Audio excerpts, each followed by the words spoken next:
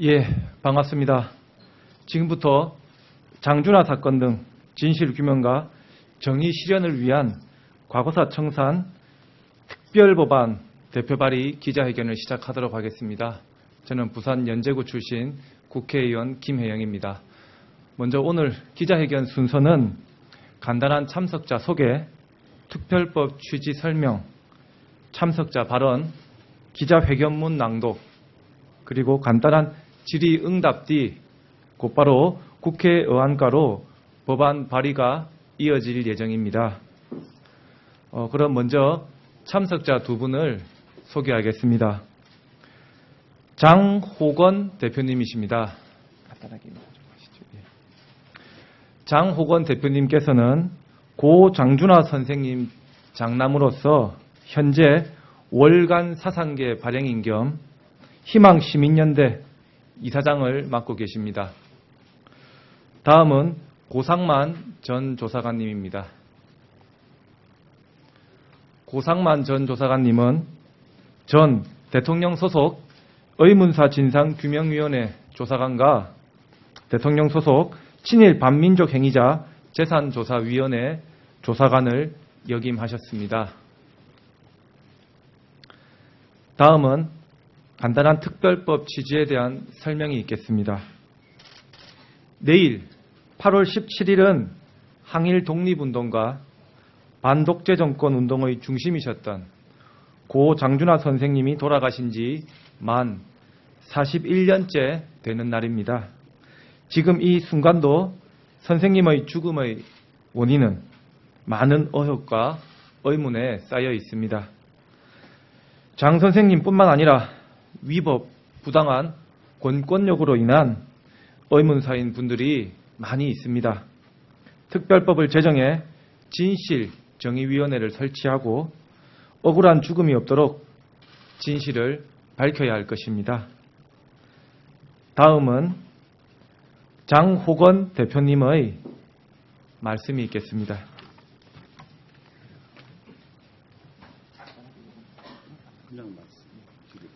네, 유족 장호건입니다. 지난 19대 때 이 특별법 장준하 의문사에 대한 특별법을 발의했다가 19대 국회가 문을 닫음으로써 잊혀질 뻔했는데 20대 국회 들어오자마자 정말 용기 있고 뜻이 있으신 우리 김혜영 의원께서 다시 이 의문사에 대해서 관심을 갖고 발의를 하게 됐습니다. 이 장준하 특별법, 이것은 장준하 개인의 어떤 의문사를 캐는 것이 아니고 잊혀지고 왜곡된 근현대사의 이 나라의 역사를 밝히는 일이라고 생각합니다. 굉장히 중요한 일이라고 생각합니다.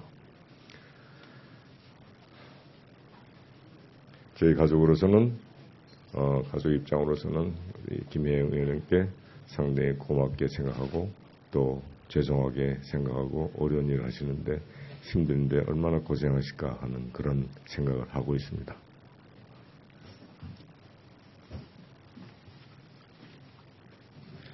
다음은 고상만 전 조사관님의 말씀이 있겠습니다. 네, 지난 2003년부터 4년까지 대통령 소속 의문사 진상규명위원회에서 제야인사 장준하 선생님의 의문사를 조사했던 고상만입니다.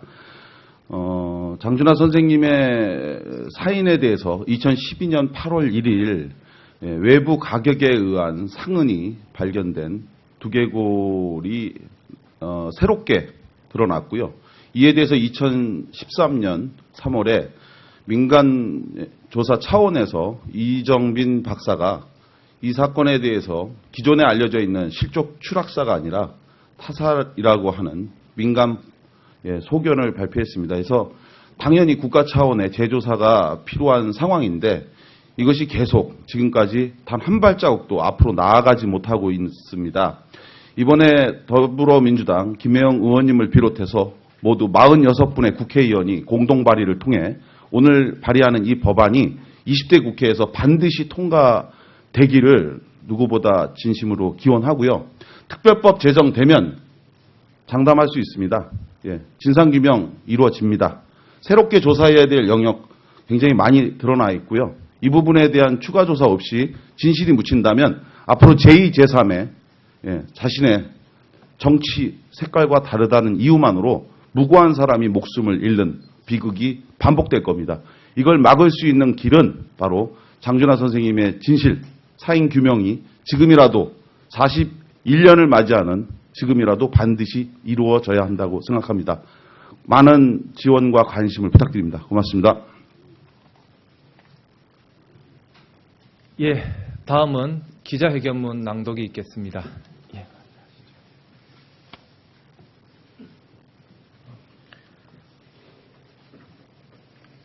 장준하 선생을 비롯한 위법 부당한 공권력 피해 의문사, 이제 진실을 밝혀 국민 통합의 길로 가자. 8월 17일인 내일, 제야 장준하 선생님이 우리 곁을 떠난 지 만 41년이 되는 날입니다. 아시는 것처럼 장준하 선생님은 항일 독립운동과 반유신 독재 운동의 구심점 같은 역할을 해오신 분입니다.